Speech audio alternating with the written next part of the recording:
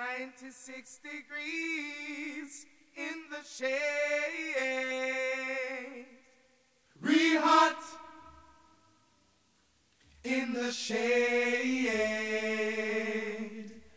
96 degrees. From the hot and congested streets of Dominica's capital city, Roseau, my friend Patrick and I head inland toward the island's rugged mountain peaks to find the legendary Land of Fire.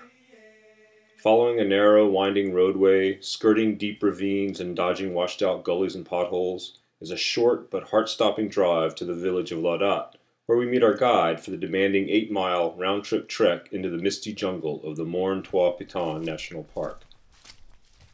Yeah, I'm Kelvin Noel from Laudat Village. They call me by a nickname of Kello. Most people, that's how they call me. Easy to get me by calling me Kello. I'm a guide. I've been guiding for the past 14 years, started at the age of 16. Apart from guiding, I do trail maintenance, and I do a little bit of agriculture as well.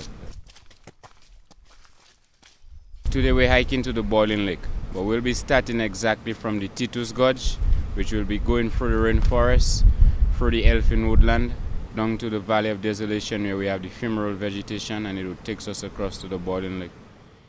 While this hike is possible without a guide, Kello's knowledge about the flora, fauna, history, and politics of the island, not to mention his endless stream of bad jokes, makes the trip a little brighter.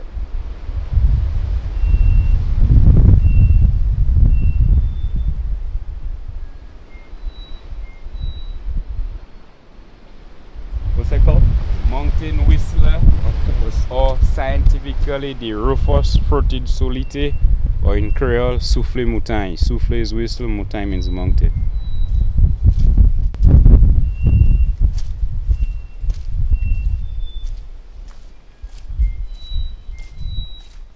The heavily used but well-maintained trail has been carved into the steep terrain by guides like Kello who depend on it for their business. After a wet slog through dense forests drenched with up to 300 inches of rain per year, and crossing wind-whipped ridges with views of the distant Caribbean through dramatic but brief openings in the thick cloud cover, we descend into the bubbling, steaming, sulphurous Valley of Desolation, where the earth literally trembles under our feet. The mineral-rich soil has an eerie glow, and streams run in unreal hues of blue and green. Fumaroles, small geysers, and boiling mud pots dot the valley. Once the water reaches the magma, it creates a boiling point. So that's when you'll get the springs bubbling like this. Because it's of the different minerals, it's very hot. It boils at 212 over 212 Fahrenheit. That would take you over 100 degrees Celsius. You could cook the raw eggs in here.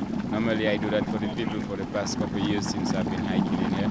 Cooking the raw eggs. We even heat up the baked beans, and things of that nature. Well, the sulfur mud I'm going to be showing you here is very good for the skin, very good facial. Especially, you could put it on, apply it onto the fist. After a couple of minutes, like 15-20 minutes, you'll feel it stretches your face. It doesn't mean anything, it's just cleaning your pores. You will wash that off after about half an hour, 45 minutes. You'll be as smooth as the baby's butt, or Jennifer Lopez. Just ahead is the Boiling Lake and our lunch stop. 20 feet below, the lake roils and wisps of steam swirl around us while we gulp down our sandwiches. The lake is a huge flooded fumarole, 200 feet across and nearly as deep, that bubbles at about 190 degrees Fahrenheit at the surface. From here, we simply retrace our steps, while Kello keeps us in stitches. A deer with no eyes is called a no idea. A fly with no wings is called a walk. A cow with no legs is called ground beef. Why does a cow doesn't produce milk? Because it's a bull. Why is the cow back leg higher than the front leg? That's lean beef.